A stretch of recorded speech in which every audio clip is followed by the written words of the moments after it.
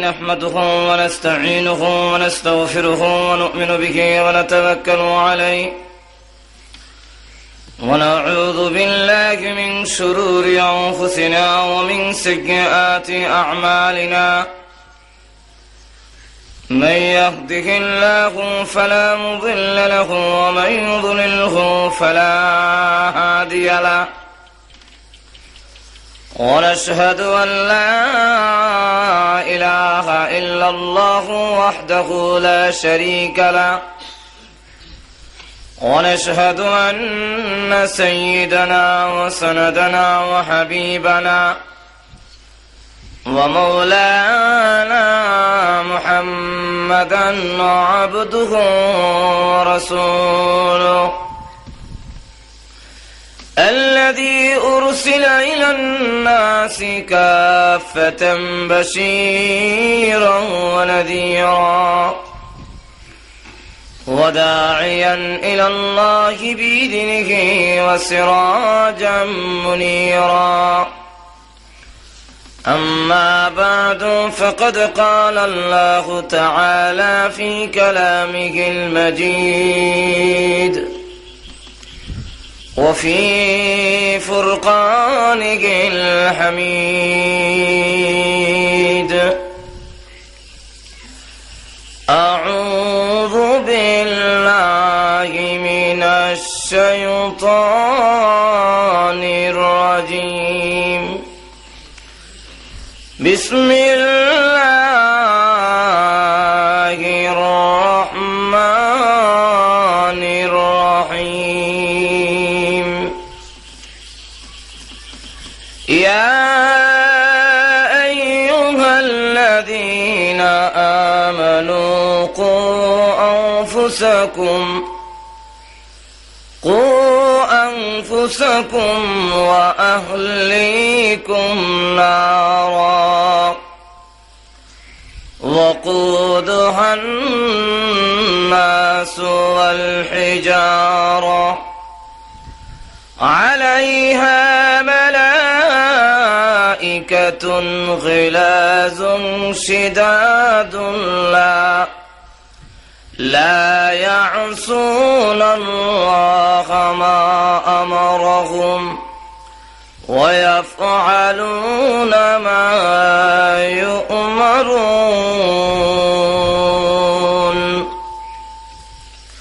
قال النبي صلى الله عليه وسلم ألا كلكم راع وكلكم مسؤول عن رعيته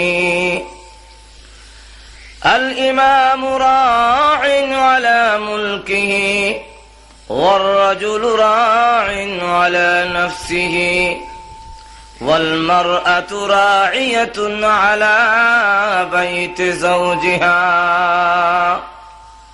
أو كما قال عليه الصلاة والسلام صلى الله على سيدنا ومولانا محمد وعلى آله وأصحابه وسلم صلى الله على سيدنا ومولانا محمد وعلى آله وأصحابه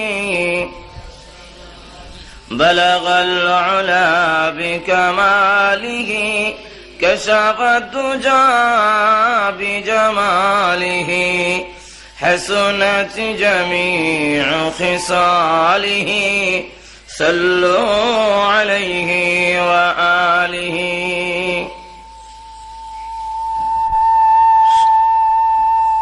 সম্মানিত আজকের মাহফিলের সভাপতি মুদাসসিল্লাহুল আলী মুআজ্জাজ মুকাররম উলামায়ে কেরাম উপস্থিত সমবেত ইসলাম প্রিয় মুসলমান ভাইরা পর্দার অন্তরালে অত্যন্ত শ্রদ্ধেয় মা বোনেরা আল্লাহ রাব্বুল আলামিনের দরবারে লাখ কোটি শুকর আদায় করছি যিনি অত্যন্ত দয়া করে আজকের এই তাফসীরুল কোরআন মাহফিলে আমাদেরকে শরীক হওয়ার তৌফিক দান করেছেন, এই জন্য শুকর আদায় করছি আলহামদুলিল্লাহ। আমাকে বিভিন্ন দিক থেকে বিভিন্ন ভাবে আলোচনা করার জন্য যা বলা হয়েছে, সবটির সমন্বয় সাধন করার জন্য আমি আপনাদের সামনে পবিত্র কোরআন শরীফের সূরাতুত তাহরিমের 6 নম্বর আয়াতে কারিমা তেলাওয়াত করেছি। রাসূল করিম সাল্লাল্লাহু আলাইহি ওয়াসাল্লামের অসংখ্য হাদিস থেকে একখানা হাদিস পাঠ করেছি। কোরআন শরীফের আয়াত রাসূলের হাদিসকে সামনে রেখে কিছু আলোচনা উপস্থাপন করার চেষ্টা করব। আল্লাহ যেন ইখলাসের সাথে বলার তৌফিক দান করেন, সকলে বলেন আমিন।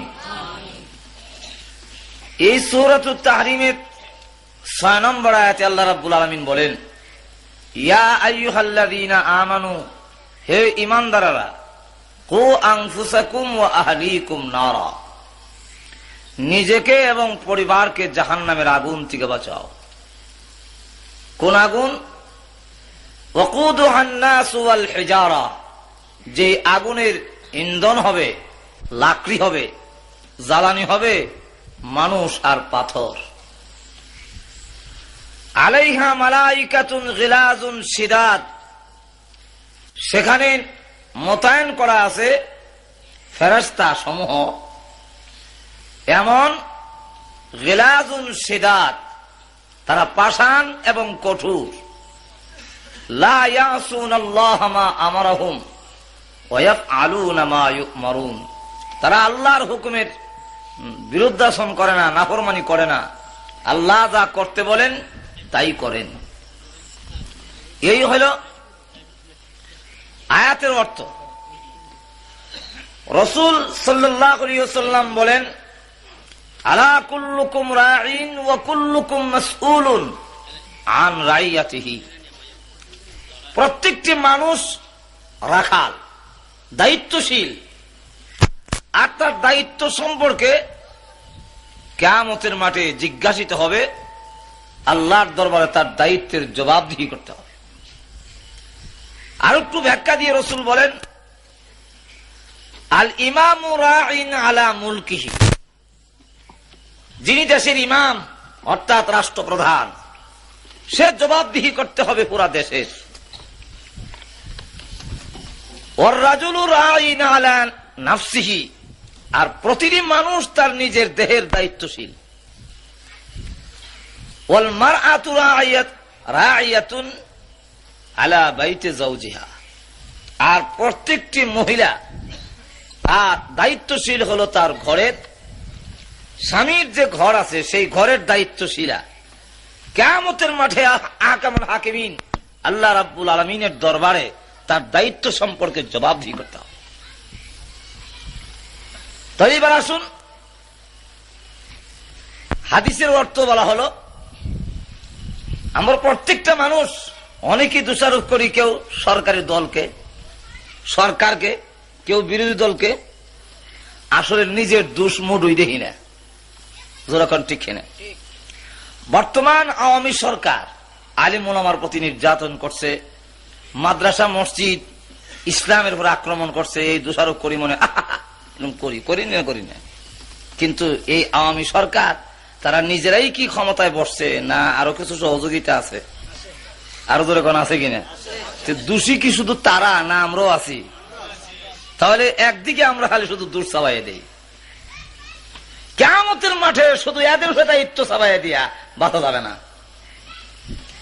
আল্লাহ যদি জিজ্ঞাসা করেন, ওরা কি রাষ্ট্রীয় ক্ষমতায় এমনি গেছে? তোমরা কি সহযোগিতা করো নাই? যারা এখানে বসাইছ সব দায়ী। যেরকম ঠিক খেলে ভাইরা আমার, বর্তমান সরকার যদি এই কথা দায়িত্ব নেয় যে আগামী ঈদের সময় কেউ তোমরা সেমাই ভাগ করো না, আমি নিজে তোমাদের প্রতিটি ঘরে ঘরে সেমাই পৌঁছায় দেব, তাহলে দেখা যাবে কত টন চিনি লাগে, কত হাজার হাজার শ্রমিক লাগে, কত শত শত ট্রাক লাগবে। কে বলেন লাগবে না? এরপরে আবার যখন নাকি সময় তৈরি করে বিলি বন্টন করতে যাবে, তখন দেখা যাবে আওয়ামী লীগের সভাপতি লয়ে গেছে গা 2 ডেক, যুবলীগের সভাপতি লয়ে গেছে গা 1 ডেক, ছাত্রলীগের সভাপতি লয়ে গেছে আধা ডেক। যেরকম হইবে কিনা এরকম প্রত্যেকের বেলায়, শুধু আওয়ামী লীগ না, যেই ক্ষমতা যাবে তারই অবস্থা এরকম হবে। আর সেমাই নীতি গিয়া গুতাগুতি করতে করতে 50 জন নিহত আর 100 জন গুরুতর আহত। আনন্দ হইব দূরের কথা, সারা দেশের মধ্যে কান্নার রুল ভরে যাবে। যেরকম ঠিক কিনা? আর এমনি আমরা প্রত্যেকটা গরিব ধনী প্রত্যেকে যখন দায়িত্ব গ্রহণ করে, প্রতিটি ঘর থেকে যখন দায়িত্ব গ্রহণ করে, আমি গরিব হতে পারি কিন্তু আমার দায়িত্ব আমি পরিবারের কর্তা হিসাবে আমার ঘরে সেমাই ভাগ করা, কি বলেন ঠিক না? তখন দেখেন ঈদের দিন গরিব হোক ধনী হোক প্রত্যেকের ঘরে আনন্দ হয়নি, আরো জোরে হোকা হয়নি। এই যে আনন্দ হয় কেন? প্রত্যেকটা ঘরের দায়িত্বশীল যে সে এই দায়িত্ব নিয়েছে যে আমার ঘরে যেভাবেই হোক আমি কিছু তৈরি করতে হবে। যেরকম ঠিক না?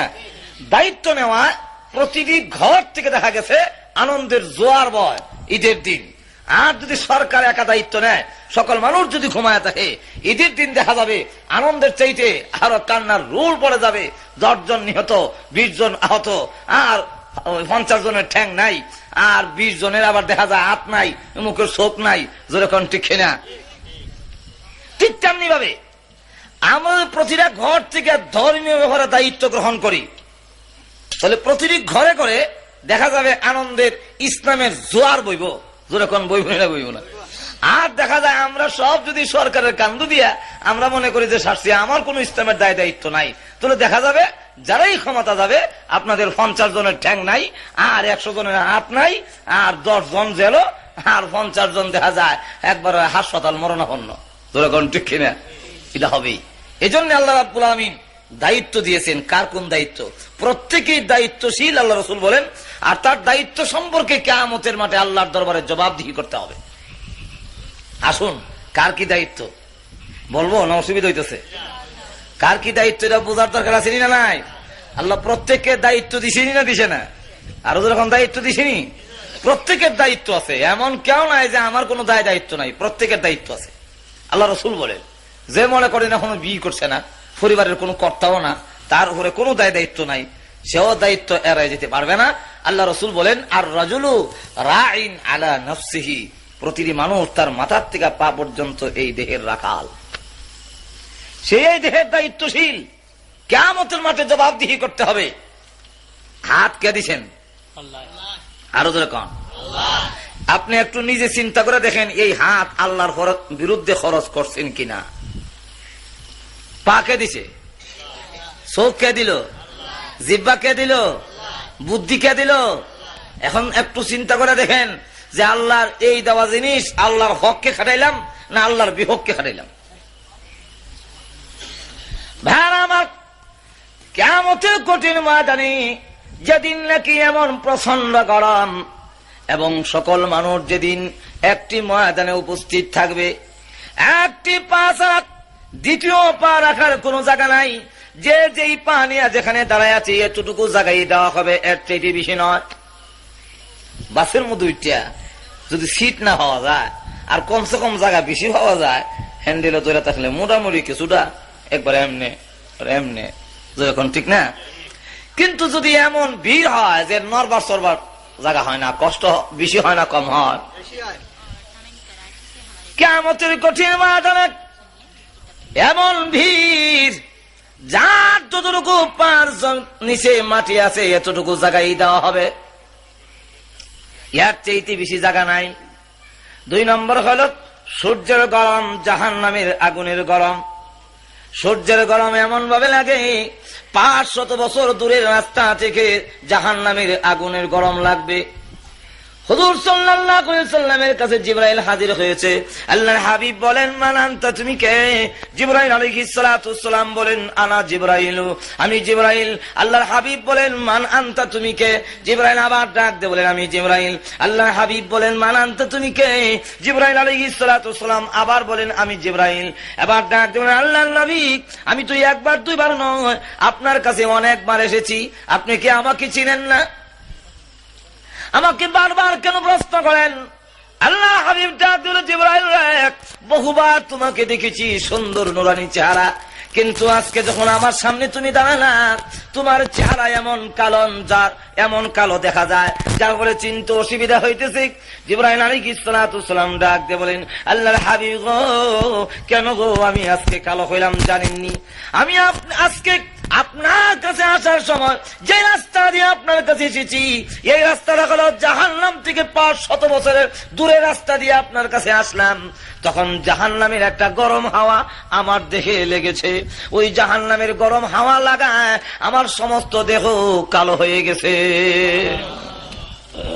তাহলে এবার চিন্তা করেন, জাহান্নামের আগুনের গরম, সূর্যের গরম, সূর্য আবার একবার মাথার কাছে চৌকে সুরমা দিতে গেলে সুরমা দানিতে যে একটা কাঠি থাকে, ওই কাঠি যদ্দুর লম্বা হবে, সূর্য আর মাথার মাঝখানে এতটুকু ভাগ থাকবে। একটু জোরে করেন না সুবহানাল্লাহ। আর সূর্যের গরম এখন লাগেনি মনে করেন, আরো জোরে হোকা লাগেনি? দূর কতটুকু? এই পৃথিবী থেকে 9,30,00,000 মাইল দূরে সূর্য।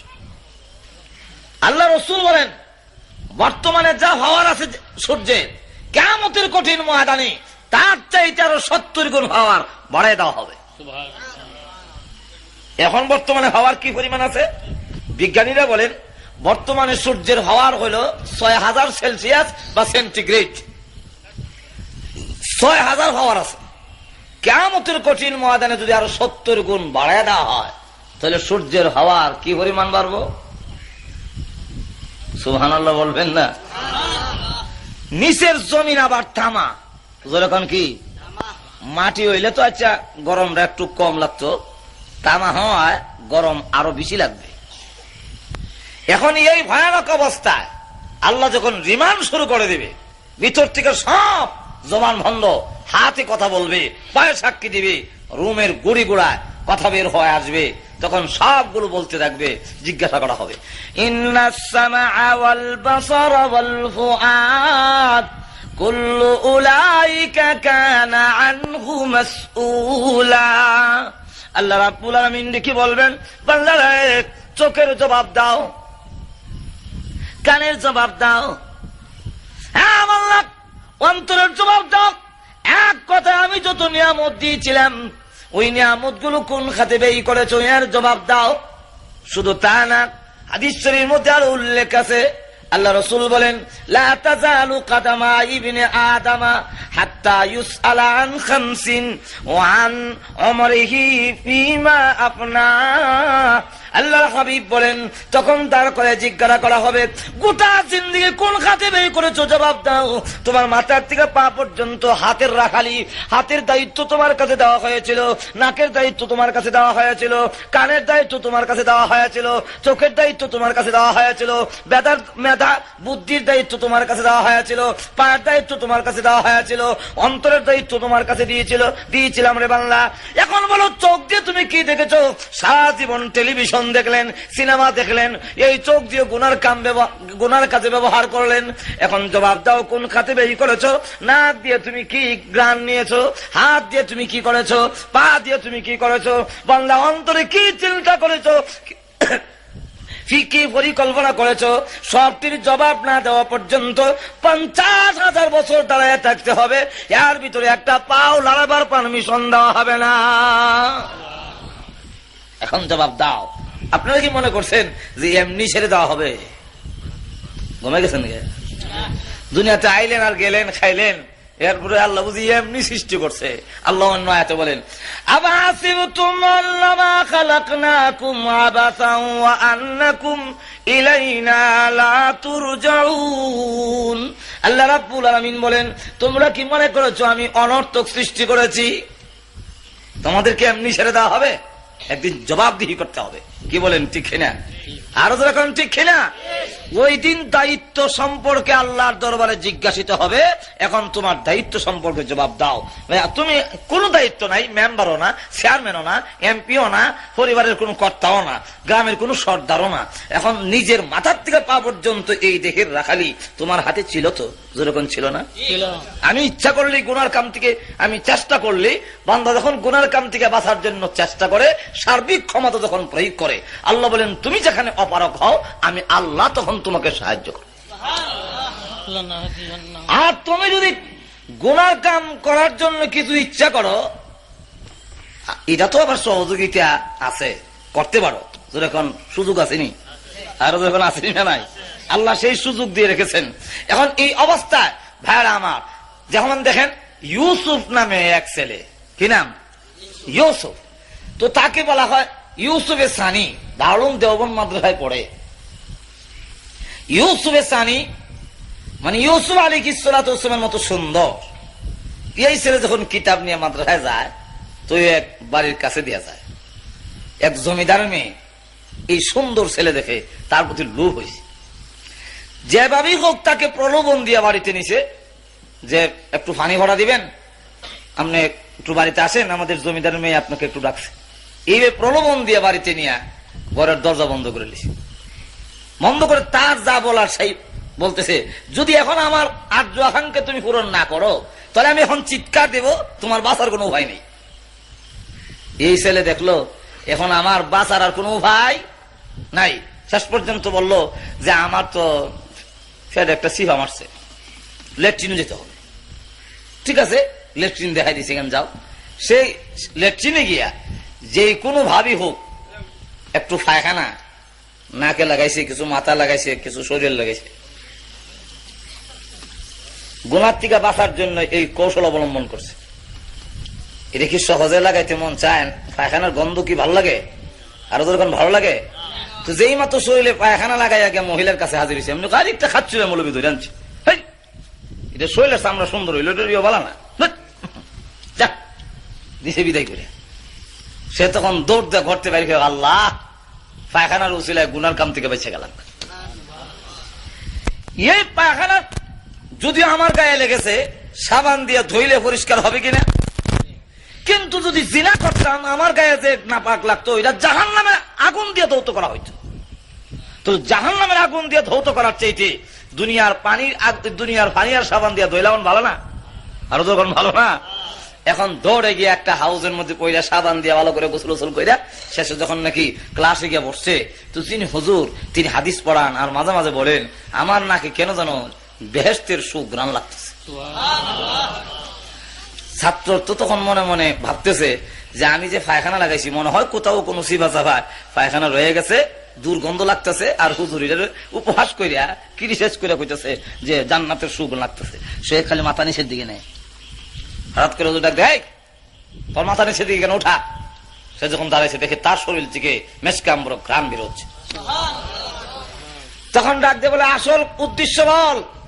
হুজুর আমার উদ্দেশ্য কি, আমি তো খুব ভালো করে ধুইছি, সাবান দিয়ে খুব পরিষ্কার করছি হুজুর, এরপরে মনে কোথাও কিছু রয়ে গেছে। কি কর ব্যাপারটা কি? তখন সে তার ঘটনা খুললে বললো, এমনি ডাক দিয়ে, না কি দিস না, উপহাস না, টাট্টা মস্কারি না, আসলে তুমি এই দুনিয়ার নাপাক লাগাইয়া গুনার কাম থেকে বাঁচার জন্য যে চেষ্টা করেছো, এই জন্য আকামুল হাকিমিন আল্লাহ রাব্বুল আলামিন তোমার দেহের মধ্যে জান্নাতের সুঘ্রাণ ফিট করে দিয়েছে। আপনার যত জাতের ক্ষমতা আছে গুনার কাম থেকে বাঁচার জন্য যদি আপনি প্রয়োগ করেন, এরপরে যদি আপনি বাঁচতে না পারেন, তখন আকামুল হাকিমিন আল্লাহ রাব্বুল আলামিন গুনার থেকে বাঁচার জন্য আল্লাহর পক্ষের সাহায্য এসে যায়। কিন্তু প্রথম নিজের থেকে উদ্যোগ নিতে হবে। যখন ঠিক কিনা, আরো যখন ঠিক না, আমি এই হাত ওয়াদা করবো আর জীবনে কোনোদিন গুনার কাজে লাগাবো না। আর না হয় কেন হাতের গুনার কাজ করলেন? আপনি কি মনে করছেন এইগুলা রিপোর্ট হইতেছে না? যেই মাত্র হাত দিয়ে কোনো গুনার কামে ধরে, এই ধরা অবস্থায় ফেরেশতারা কুদরতি ক্যামেরা দিয়া তার ছবি সহ আমল নামার মধ্যে চাপ উঠে যায়। কথা বুঝছেন? গুনার কাম ধরছেন, যে অবস্থায় ধরা আছে এই অবস্থায় ছবি আছে আপনার আমল নামায়। এখন এই অবস্থায় আমার বিস্তারিত আলোচনা করার অবকাশ নাই, অনেক লম্বা আলোচনা। মাথার থেকে পা পর্যন্ত প্রথম আমি দায়িত্বশীল, মাথার থেকে পা পর্যন্ত সমস্ত দেহের দায়িত্বশীল রাখাল আমি। এর সম্পর্কে কিয়ামতের মাঠে আল্লাহর দরবারে জবাবদিহি করতে হবে। যেদিন জবাবদিহি করতে হবে আল্লাহর দরবারে, ওই দিন বান্দার জবাব দিয়া যাওয়ার মতো কোনো উপায় আরো তো এখন আছে? জবাব দিয়া যদি আল্লাহর দরবার থেকে ঝেড়া করে যাওয়ার মতো কোনো উপায় নাই। কোন উকিল মুক্তারও আপনার পক্ষে সুপারিশ করবে না, কেউ আপনার মুখ করতে যাবে না, সকলে বলবে আমি মাপ চাই, আমি পারবো না। ভাইরা আমার, তাহলে 1 নম্বর হলো মাথার থেকে পা পর্যন্ত রাখালি, এরপরে আস্তে আস্তে বাড়ে। আপনি যখন বিয়ে করলেন, বিয়ে করার পরে দায়িত্ব বাড়ছে না কমছে? আরো জোরে কন। তখন আপনার স্ত্রী কোন পথে পরিচালিত করলেন?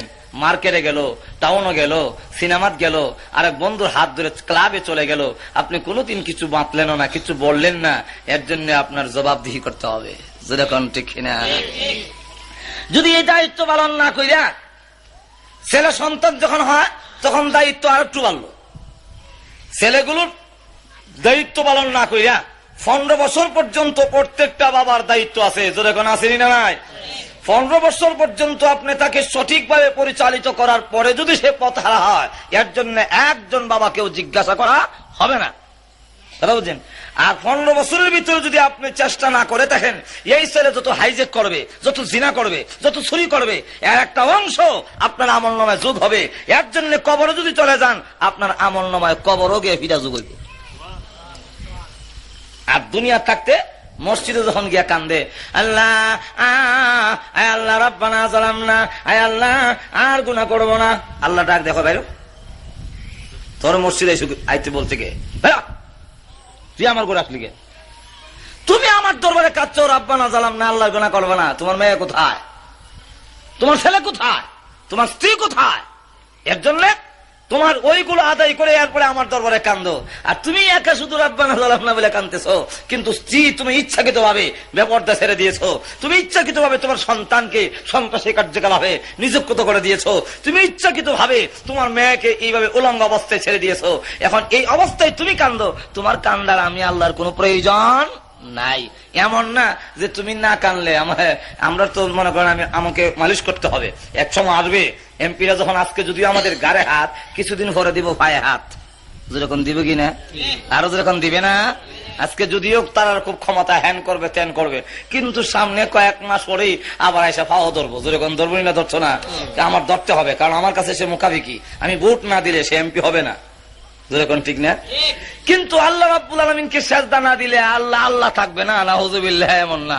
যেরকম এরকম আপনার এই বাদগার মানুষেরা যদি নামাজ না করেন, আল্লাহর কি আল্লাহ কমব?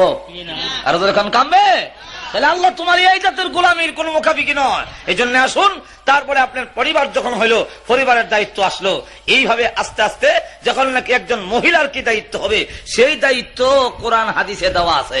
যেরকম আসেনি না নাই? আল্লাহ নারী পুরুষ দুটোটা জাতিকে আল্লাহ সৃষ্টি করেছেন, সৃষ্টি করেন নাই? যাকে যেই কাজের জন্য সৃষ্টি করা হয়েছে তাকে সেই কাজের যোগ্যতাও দেওয়া হয়েছে। হাতিকে যেই কাজের জন্য সৃষ্টি করেছেন সেই কাজের যোগ্যতা দিয়েছেন, গুড়াকে যেই কাজের জন্য সৃষ্টি করেছে সেই কাজের যোগ্যতা দিছে। এই জন্য গুড়ার হিড়ের হাড্ডি ডাট শক্ত। আবার গরুকে চাষাবাদের জন্য সৃষ্টি করেছেন, এই জন্য গরুর চাষাবাদের উপযোগী বানায় সৃষ্টি করছেন। একটা গরুর হাল চাষ করার জন্য আল্লাহ বানিয়েছেন, এই জন্য গাড়ির মধ্যে হাড্ডি না দিয়া স্প্রিং এর রক দিছে। কি দিছেন? স্প্রিং এর রক। উটকে আল্লাহ রাব্বুল আলামিন মরুভূমির জাহাজ বানাইছেন, মরুভূমির জন্য যানবাহন, সেটা মাল গুলা সাপ্লাই দিবে উটের মাধ্যমে। এই জন্য আল্লাহ উটকে এমন যোগ্য বানাই সৃষ্টি করেছেন। এটা বৃষ্টি প্রধান দেশে উট বেচা না, এটা ওই মরুভূমির দেশের জন্য প্রযোজ্য। আবার তার গলাটা লম্বা করে দিয়া জায়গায় জায়গায় পানির ট্যাঙ্কি বান্ধা দিয়া কইছে, একদিন যদি পানি পাও তো 15 দিনের পানি পান করে জমা রাখবা। আল্লাহ যাকে যেই কাজের জন্য সৃষ্টি করেছেন সেই কাজের যোগ্যতা দিচ্ছেন। এই জন্য এখন যদি ঘোড়াগুলো বা ছাগল যদি মিছিল করে যে আমি গরু হইতে চাই, এই মিছিল কি যুক্তিসঙ্গত? আরো যেরকম যুক্তিসঙ্গত। তো আমাদের দেশের নারীবাদীরা ওরাও যদি স্লোগান দেয় আমরাও পুরুষ হইতে চাই, ওই পারবো? আরো যখন পারবে। আর আমাদের দেশের পার্লামেন্ট, আমাদের দেশের তথাকথিত নারীর গুলোকে ধোঁকা দিয়া এদের স্বার্থ হাসিল করার জন্য নারী সমাজকে এদের পিছনে ব্যয় করতেছে। যদিও দেখায় যে একটু সম্মান দিছে, ইজ্জত দিছে, আসলে করে ইজ্জত দেয় নাই, বেইজ্জত করছে। যেরকম ঠিক না? আরো যেরকম ঠিক না? তারা বলে ইসলাম নারীর মর্যাদা দিছে না। হ্যাঁ, তারা নারীর সমান অধিকার নামের স্লোগান দেয়। এই সমান অধিকার সম্পূর্ণ দুঃখা। যেরকম কি? আরো যেরকম কি? দুঃখা। কেমনে দুঃখা? সমান অধিকার দিলে কোথায়? অধিকার কাকে বলে, দায়িত্ব কাকে বলে, সেটা বোঝার মতো যোগ্যতা তাদের নাই। আর বুঝলেও বুঝছেই বাটপারি করে। যেরকম ঠিক না? সমান অধিকার যদি হয় তাহলে পার্লামেন্টে আইন করো, আগামী বছর থেকে 1 মাস মহিলার মাসিক হবে, 1 মাস পুরুষের হবে। ঠিক না? এরপরে আবার স্বামী স্ত্রী দুজনে কাজ করবে, আর সন্তান যাবে শুধু স্বামীর পেটে আর স্ত্রীর পেটে, তা হতে পারে না। আগামী সংসদ বৈশা এই আইন পাশ করো যে 1 বছর মহিলা সন্তান পেটে রাখবে আর 1 বছর পুরুষ সন্তান পেটে রাখবে। যেরকম ঠিক কিনা? হ্যাঁ, এরকম হইতো না নি। এরপরে আবার আইন করে নিভাবে যে বাচ্চা খালি দুধ মা খাওয়াবে কেন, পুরুষও খাওয়াতে হবে। এই জন্য 2 বছর দুধ খাওয়াইতে হয়, 1 বছর পুরুষ দুধ খাওয়াবে আর 1 বছর মহিলা খাওয়াবে। এটা পারবো নি? আরো যখন পারবে নাকি? তো সমান অধিকার কি তোমারটা খালি অর্ধেক বাচ্চা দেওয়ার নাম সমান অধিকার? তারটা নিবা না, দুটা বন্টন করে নাও, তাহলে এটার নাম হলো সমান অধিকার। যেরকম ঠিক কিনা? মহিলার মাসিক টিকি নিল, বাচ্চা বেড়ে রাখার টিকি নিল, দুধ পান করার টিকি নিল, বাচ্চার লালন পালন করার টিকি নিল। আর শুধু ব্যাংকের চাকরি, অফিস আদালতের চাকরি, সড়কে মাটি কাটন চাকরি, এইগুলা অর্ধেক করে পুরুষের কাঁধে দিলা, অর্ধেক মহিলারা নিল। এখন মহিলার বন্ডকটা তো সমান হইল না, বরং তার উপরে চাপটা বেশি পড়ে গেল। যেরকম ঠিক কিনা? আরো যেরকম ঠিক না? ইসলাম বলেছে দায়িত্ব পালন করবে নারী 4 আনা, পুরুষ পালন করবে 12 আনা। আর